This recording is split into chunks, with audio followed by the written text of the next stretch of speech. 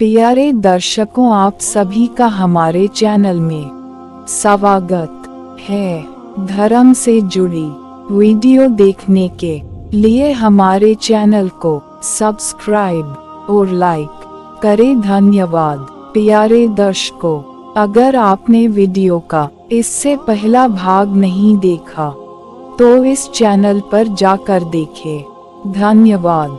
पिछली वीडियो में हमने देखा कि सिलमिला द्वीप की साखी, और अब आगे साखी और चली।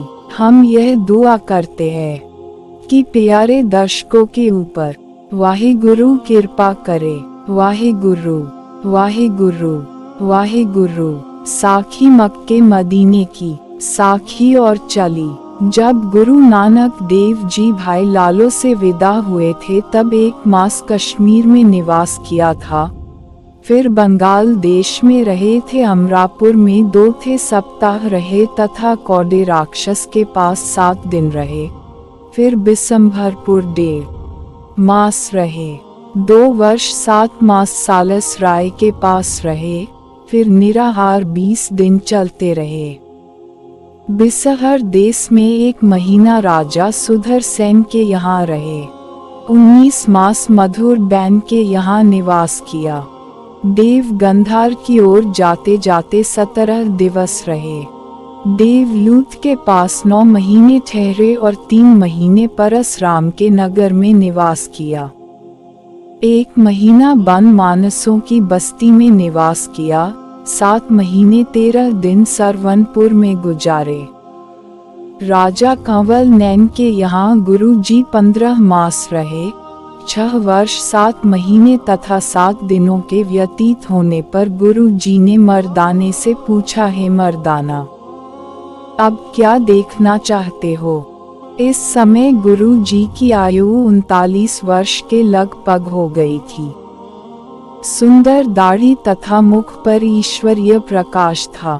गुरु जी के कहने पर मर्दाने ने मक्का शरीफ के दर्शनों की इच्छा प्रकट की। गुरु जी ने कहा, वहाँ तो हिंदुओं को जाने नहीं देते और दूर भी बहुत है।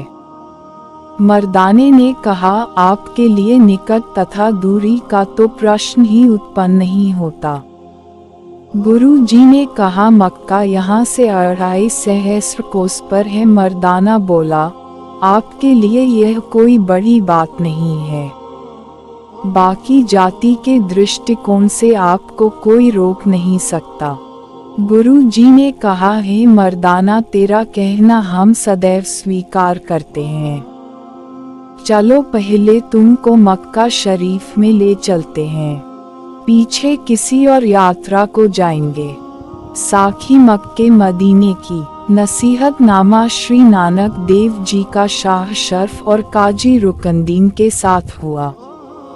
संसार के कल्याणार्थ उदासी भेष धार कर श्री नानक जी ने विदेश यात्रा की तथा प्रत्येक स्थान पर अपने स्थान नियत किए। एक दिन आप दक्षिण में थे, तब हाजी लोग मक्के जा रहे देखे। मर्दाना बोला, हे गुरु जी, यह मक्के को जा रहे हैं तथा सुना है कि मक्का खुदा का अपना घर है।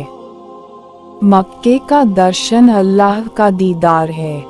यदि आज्ञा हो तो मैं भी हज के लिए यात्रा करूं। गुरु जी ने कहा, भाई, मक्का मदीना इसी शरीर के अंदर है। गुरु जी ने एक श्लोक उच्चारण किया, मलोक। यह शब्द सुनकर मर्दाना कुछ अन्नासा होकर चुप रहा।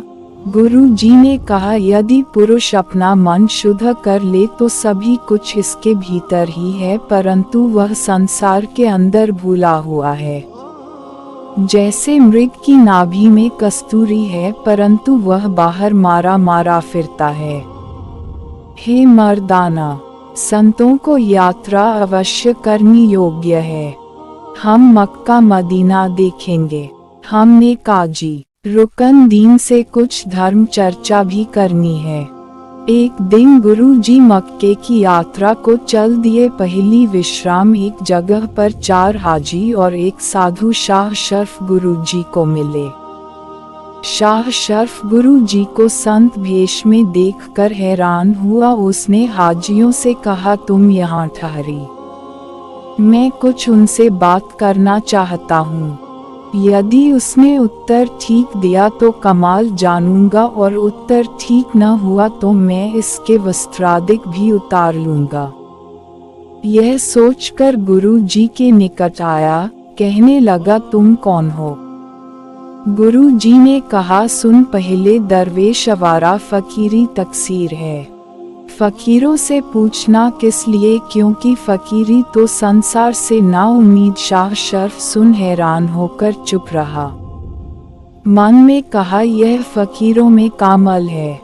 यह सुनकर शाह शर्फ ने प्रश्न किया, हे नानक देव, जो फकीरी वस्त्र पहनते हैं तथा साधु वेश धार कर स्वयं बड़े बनते हैं, इस प्रकार तो फकीरी हासिल न हुई तथा न ही गृहस्थी रहे, वह तो हो गया। अब एक प्रश्न और हमारे मन में है कि जो वस्त्र साधु को पहनने उचित है वे सब आप कृपा करके कही।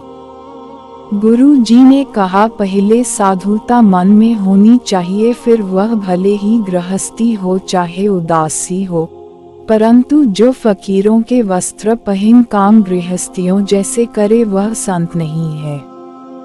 मूंग मुंडवाना अथवा जटाएं धारण करनी लंगोटी से तो कोई साधु नहीं हो सकता। साधना करे सोई साधु है शाह साहिब।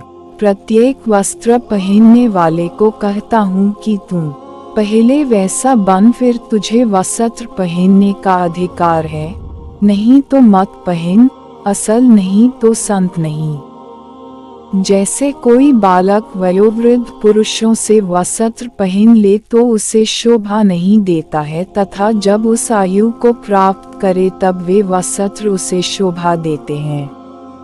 उसी प्रकार प्रत्येक पहरावा इस बात की मांग करता है कि उसे पहनने वाले में वही गुण होना उचित है जैसे वह कपड़े पहन रहा है।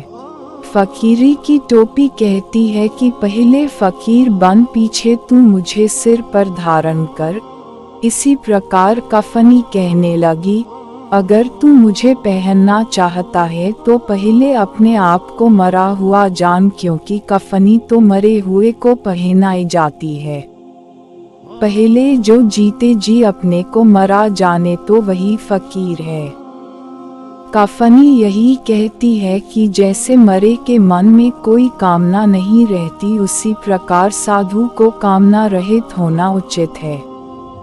यदि ऐसा नहीं कर सकता तो तेरा गृहस्थी ही बना रहना ठीक है।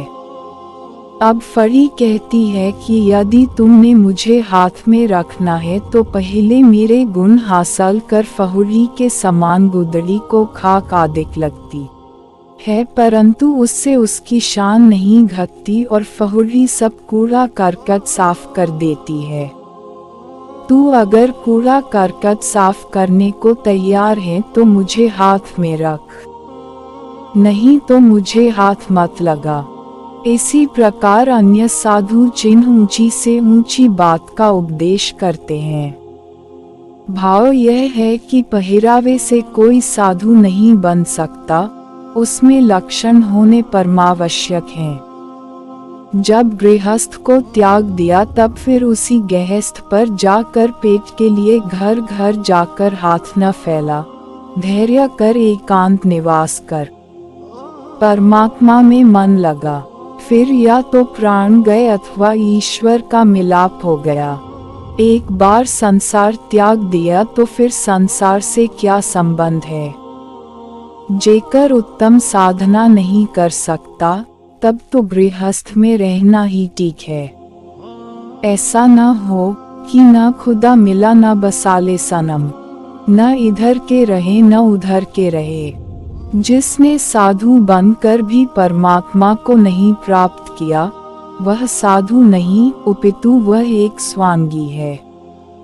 जैसे कोई भांड राजा के स्वांग करता है तो जो उस भांड को जानते हैं अथवा जान जाते हैं वे उसे राजा न मानकर भांड ही कहेंगे। भाव यह है कि झूठी फकीरी उपहास्य रूप है, परंतु मनुष्य के हाथ की कोई बात नहीं, क्योंकि जिसही देह तिसही मिला।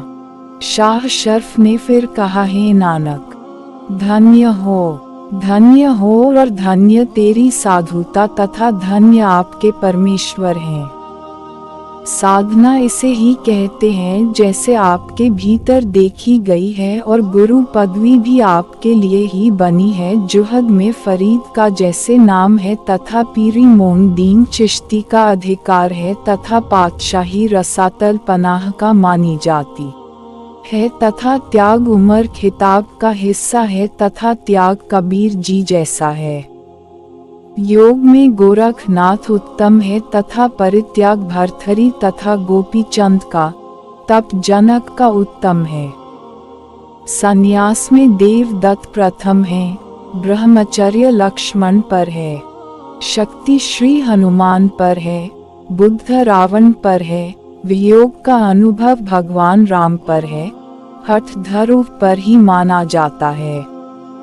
सत सीता जी का ही अधिकार है। गृहस्थ में बाबा आदम सर्वोपरि माने जाते हैं।